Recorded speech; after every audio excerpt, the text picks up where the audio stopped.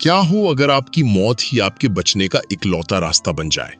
सोचिए, आप एक ऐसी जंग के मैदान में खड़े हैं जहां तबाही का मंजर है और एक खूंखार एलियन आपके सीने के पार अपनी तलवार जैसी उंगली डाल देता है। आप तड़पते हैं, आपकी आंखें बंद होती हैं और अगले ही पल आप वापस अपने बिस्तर पर बिल्कुल सही सलामत जाग जाते हैं। आज वाईटी थिएटर पर हम बात कर रहे हैं हॉलीवुड की one of the best sci-fi time loop movie Edge of Tomorrow की। ऐसे डरपोक इंसान की कहानी है जो हर बार मरकर दुनिया का सबसे महान योद्धा बनता है।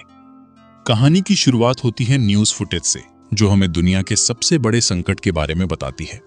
अंतरिक्ष से आए बेहद ताकतवर और फुर्तीले एलियंस ने धरती पर हमला कर दिया है।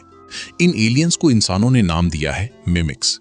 ये कोई आम एलियन नहीं है, ये इंसानों की हर चाल को पहले से जानते हैं। यूरोप का एक बड़ा हिस्सा इनके कब्जे में जा चुका है और इंसान लगातार इनसे हार रहे हैं।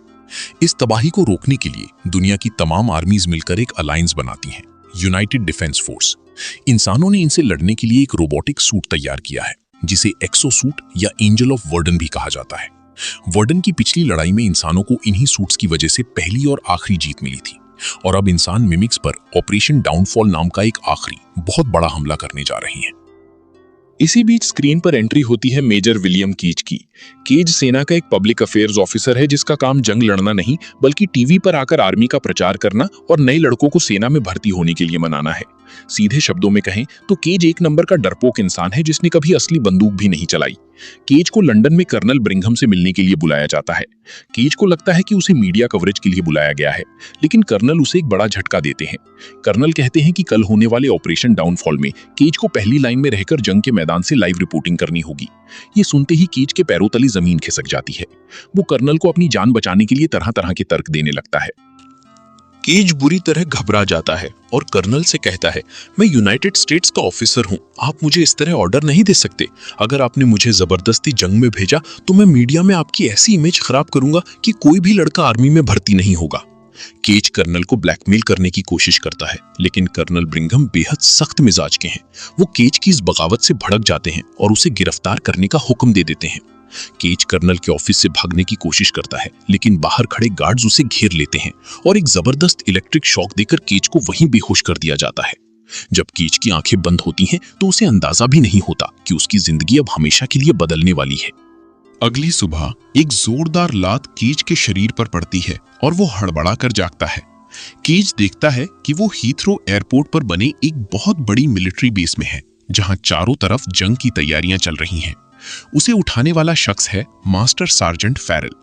कीज खुद को संभालते हुए फैरल से कहता है कि वो एक ऑफिसर है और यहाँ गलती से आ गया है, लेकिन फैरल उसकी एक नहीं सुनता।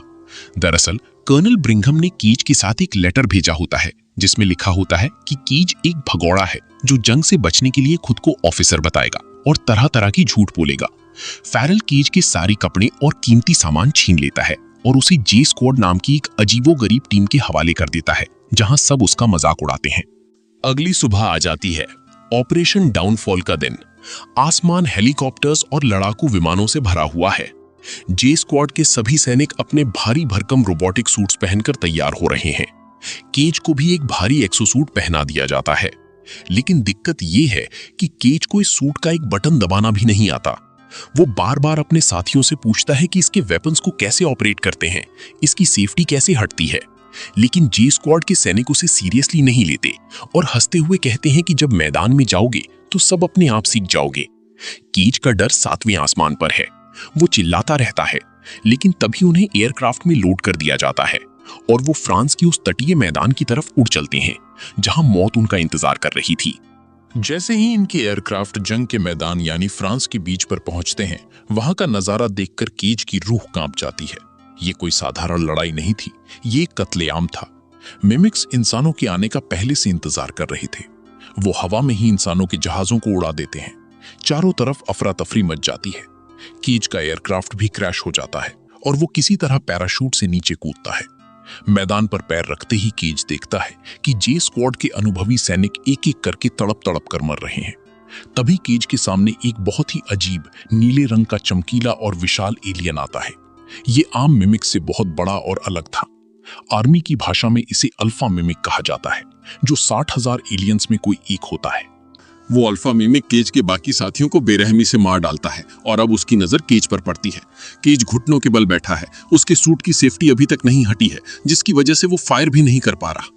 जैसे ही वो अल्फा मिमिक केज को मारने के लिए उसकी तरफ झपटता है, केज की उंगली जमीन पर पड़ी एक क्लेमोर माइन ग्रेनेड की स्विच पर पड़ जाती है। केज बिना सोचे समझे उस बॉम्ब को ब्लास्ट कर देता है। एक भयानक धमाका होता है। उस धमाके में अल्फा मिमिक के चिथड़े उड़ जाते हैं, लेकिन साथ ही केज भी बुरी तरह घायल हो जाता है। मरते हुए अल्फा मिमिक का अजीब नीले रंग का एसिडिक खून केज के जख्मों पर और उसके चेहरे पर गिर जाता है। केज का शरीर तड़पने लगता है और वो वहीं दम तोड़ देता है। लेकिन कहानी का असली रोमांच अब शुरू होता है। जैसे ही केज की मौत होती है, अगले ही पल वो एक जोरदार झटके के साथ जागता है। उसकी छाती तेजी से चल रही होती है। वो देखता है कि वो वापस हीथ्रो एयरपोर्ट के उसी बेस पर है और सार्जेंट फारेल उसे फिर से उसी तरह लात मारकर उठा रहा है। फारेल बिल्कुल वही शब्द दोहराता है जो उसने कल सुबह कहे थे। केज बुरी तरह हैरान और परेशान हो जाता है। उसे लगता है कि उसने जंग का कोई बहुत ही भयानक सपना देखा है। लेकिन जैसे जैसे दिन आगे बढ़ता है, केज नोटिस करता है कि हर एक छोटी से छोटी घटना, लोगों की बातें और यहाँ तक कि हवा में उड़ता हुआ हेलीकॉप्टर भी बिल्कुल उसी सेकंड पर वैसे ही गुजर रहा है जैसा उसने अपने सपने में देखा था। केज को कुछ समझ नहीं आता। वो दोबारा जे स्क्वाड के साथ जंग के मैदान में जाता है और वहां फिर से वही कत्लेआम होता है। जो सैनिक जिस जगह जिस बॉम्ब से मरा था, वो ठीक उसी तरह दोबारा मरता है। केज इस बार भी खुद को नहीं बचा पाता और एक मिमिक उसे मार देता है और बूम, केज फिर से उसी मिलिट्री बेस पर जागता है। अब केज को समझ आ जाता है कि वो एक टाइम लूप में फंस चुका है। वो सार्जेंट फारेल को समझाने की कोशिश करता है कि कल हम सब मरने वाले हैं, एलियंस को हमारी हर चाल पता है, लेकिन फारेल उसे पागल समझकर उसकी बात पर हंसता है। केज को बार बार जंग में भेजा जाता है। वो कभी 5 मिनट जिंदा रहता है, कभी 10 मिनट, पर हर बार उसकी मौत पक्की होती है और लूप दोबारा शुरू हो जाता है। कई दर्जनों बार मरने के बाद केज जंग के मैदान में हर एक मिमिक के हमले को रट लेता है। उसे पता चल जाता है कि कौन सा एलियन कब और कहां से कूदने वाला है। इसी दौरान मैदान पर उसकी मुलाकात होती है सार्जेंट रीटा व्रातास्की से, जिसे दुनिया एंजल ऑफ वार्डन कहती है। रीटा एक बेहद खतरनाक वॉरियर है। केज देखता है कि रीटा हर बार एक मिमिक के हमले में मारी जा रही है। इस बार केज अपनी याददाश्त का इस्तेमाल करके रीटा पर हमला करने वाले मिमिक्स को पहले ही मार गिराता है। रीटा एक नए रूकी सैनिक को इतनी परफेक्शन से लड़ते देख हैरान रह जाती है। वो समझ जाती है कि केज के साथ क्या हो रहा है। मरने से ठीक पहले रीटा केज की आंखों में देखती है और कहती है, जब तुम अगली बार जागो तो मिलिट्री बेस पर मुझे ढूंढना। अगले लूप में जागते ही केज किसी तरह ट्रेनिंग ग्राउंड में रीटा के पास पहुंचता है। रीटा उसे एक सीक्रेट लैब में ले जाती है जहां उसका एक साइंटिस्ट दोस्त कार्टर मौजूद है। कार्टर मिमिक्स पर सालों से रिसर्च कर रहा था। वो केज को इस पूरी तबाही का सबसे बड़ा रहस्य समझाता है। कार्टर बताता है कि ये सारे मिमिक्स अलग अलग जीव नहीं हैं, बल्कि ये सब मिलकर एक ही विशाल ऑर्गेनिज्म है। इनका एक सेंट्रल दिमाग है जिसे ओमेगा कहा जाता है। ओमेगा के पास समय को 24 घंटे पीछे रीसेट करने की ताकत है। जब भी जंग में इंसानों के जीतने की उम्मीद होती है या ओमेगा का कोई अल्फा मारा जाता है, तो ओमेगा टाइम को रीसेट कर देता है। क्योंकि अल्फा का खून केज की बॉडी में मिल गया था, इसलिए ओमेगा का वो टाइम लूप अब केज की मौत से कंट्रोल हो रहा है। केज हैरान होकर पूछता है कि तुम दोनों को ये सब कैसे पता? तब रीटा एक चौंकाने वाला खुलासा करती है कि वार्डन की लड़ाई में उसके पास भी यही पावर थी, लेकिन हॉस्पिटल में खून चढ़ जाने की वजह से उसने ये पावर खो दी। रीटा केज से कहती है कि ओमेगा को खत्म करने का अब यही एक रास्ता है कि तुम्हें इसके विजन्स आएं। वो केज की कड़ी ट्रेनिंग शुरू करती है। ट्रेनिंग इतनी खतरनाक होती है कि केज के जरा सा भी घायल होने पर रीटा उसे तुरंत गोली मार देती है ताकि लूप रीसेट हो सके। सैकड़ों बार मरने के बाद आखिरकार केज को एक विजन आता है जिसमें ओमेगा एक डैम के अंदर छुपा दिखता है। अब इनके सामने सबसे बड़ी चुनौती थी जंग के मैदान से सही सलामत बाहर निकलना। वो वहां से भागने की कई बार कोशिश करते हैं, पर हर बार रीटा मारी जाती है। कई महीनों तक रीटा के साथ वक्त बिताने की वजह से केज को उससे प्यार हो जाता है, पर रीटा के लिए केज हर सुबह एक अजनबी ही रहता है। एक लूप में दोनों भागते हुए एक सुनसान घर के पास पहुंचते हैं जहां एक हेलीकॉप्टर खड़ा होता है। केज रीटा के लिए कॉफी बनाता है और अनजाने में उसकी पसंद की 2 शुगर डाल देता है। रीटा चौंक जाती है और समझ जाती है कि वो यहाँ पहले भी कई बार आ चुके हैं। केज उसे रोकता है और कहता है कि जैसे ही तुम हेलीकॉप्टर स्टार्ट करोगी, मिमिक्स तुम्हें मार देंगे। मैं तुम्हें मरते हुए नहीं देख सकता। रीटा कहती है कि मैं एक सोल्जर हूं, पीछे नहीं हट सकती। मरने से पहले वो केज को अपना मिडिल नेम रोज बताती है और मिमिक उसे मार देता है। दुखी होकर केज इस बार अकेला ही उस डैम पर पहुंचता है, पर वहां ओमेगा नहीं बल्कि एक अल्फा होता है जो उसका खून बहाकर उसकी पावर छीनना चाहता था। केज तुरंत खुद को पानी में डुबोकर मार लेता है। दोबारा जागने के बाद केज रीटा और साइंटिस्ट के पास जाता है और बताता है कि वो विजन एक ट्रैप था। तब साइंटिस्ट बताता है कि उसने एक ऐसा डिवाइस बनाया है जिसे अगर केज, जो खुद एक अल्फा बन चुका है, अपनी जांग में लगा ले तो उसका दिमाग सीधे ओमेगा से कनेक्ट हो जाएगा और असली लोकेशन मिल जाएगी। लेकिन वो डिवाइस उसी कर्नल ब्रिंघम के पास है जिसने केज को जबरदस्ती जंग में भेजा था। केज और रीटा कर्नल के ऑफिस में घुस जाते हैं। केज कर्नल को चौंकाते हुए पहले ही बता देता है कि कर्नल अगले पल क्या बोलने वाला है और दराज में क्या रखा है। वो कर्नल को सब सच बताकर डिवाइस ले लेते हैं, लेकिन बाहर निकलते ही कर्नल के सैनिक उन्हें घेर लेते हैं। दोनों किसी तरह कार से भागते हैं और चलती कार में रीटा वो डिवाइस कीज के पैर में लगा देती है। कीज को विजन आता है कि ओमेगा पेरिस के एक म्यूजियम में है, लेकिन तभी उनकी कार का एक भयानक एक्सीडेंट हो जाता है। कीज होश खो बैठता है और जब उसकी आंखें अस्पताल में खुलती हैं तो वो देखता है कि डॉक्टरों ने उसकी जान बचाने के लिए उसकी बॉडी में नया खून चढ़ा दिया है। इसका मतलब था कि कीज की टाइम लूप की जादुई शक्तियां अब हमेशा के लिए खत्म हो चुकी हैं। अब कीज एक आम इंसान था, अगर वो अब मरा तो खेल खत्म। रीटा वहां पहुंचती है और दोनों अपनी पुरानी जे स्क्वाड टीम के पास जाते हैं। कीज उन्हें सारी सच्चाई बताता है। पहले तो वो यकीन नहीं करते, पर जब वो देखते हैं कि उनकी रोल मॉडल सार्जेंट रीटा भी कीज के साथ खड़ी है तो वो सब पेरिस के इस आखिरी सुसाइड मिशन पर जाने के लिए तैयार हो जाते हैं। रात के अंधेरे में ये सब एक मिलिट्री चॉपर लेकर पेरिस के उस म्यूजियम की तरफ बढ़ते हैं जहां पानी के नीचे ओमेगा छुपा है, लेकिन वहां मिमिक्स की एक पूरी फौज पहले से मुस्तैद थी। जैसे ही इनका चॉपर म्यूजियम के पास पहुंचता है, एलियंस उन पर टूट पड़ते हैं। हवा में ही भारी फायरिंग शुरू हो जाती है। कीज और रीटा को आगे बढ़ाने के लिए जी स्क्वाड के सैनिक अपनी जान की बाजी लगा देते हैं।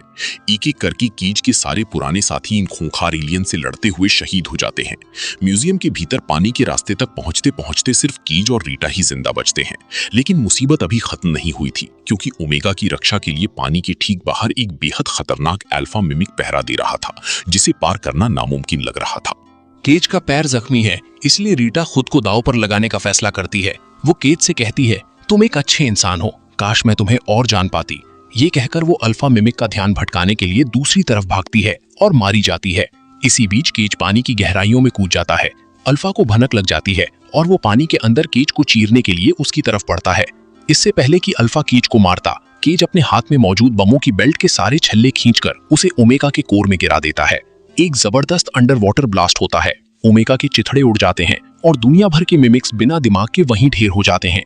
मरते हुए केज पर ओमेगा का खून गिरता है और उसकी आंखें बंद हो जाती हैं। केज की आंख खुलती है, लेकिन इस बार वो 2 दिन पीछे अपने ऑफिशियल हेलीकॉप्टर में है। टीवी पर न्यूज आती है कि पेरिस में एक रहस्यमयी ब्लास्ट के बाद एलियंस की पूरी सेना अपने आप नष्ट हो गई है। इंसान जंग जीत चुके हैं।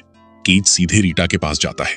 रीटा को कुछ याद नहीं है। वो हमेशा की तरह गुस्से में पूछती है, तुम्हें क्या चाहिए? लेकिन केज के होठों पर एक सुकून भरी मुस्कान आ जाती है, क्योंकि उसकी मोहब्बत और ये दुनिया दोनों महफूज है। इसी के साथ ये मूवी यहीं पर खत्म हो जाती है। अगर आपको टाइम लूप और सस्पेंस से भरी ये शानदार कहानी पसंद आई हो तो वाईटी थिएटर को अभी सब्सक्राइब करें, वीडियो को लाइक करें। मिलते हैं अगली धमाकेदार वीडियो में, तब तक के लिए अलविदा।